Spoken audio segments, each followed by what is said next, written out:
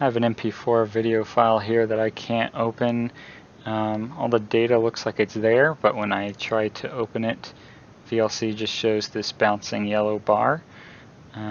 So I found this software called DJI Fix that you can use to fix this. So I'll have this link to this website where you can download it in the description, and you'll just go down to for Windows and get the download here and save it wherever you want.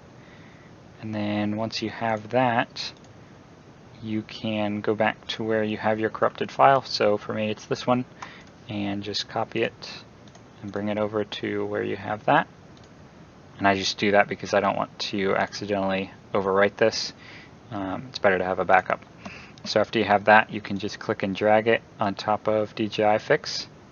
It'll open up a command prompt and say repairing the file. And then after it's done, it will spawn this new file. It's in an H.264 format. And that's kind of hard to open. I don't think VLC even opens that. So you can convert it back into mp4 using VLC.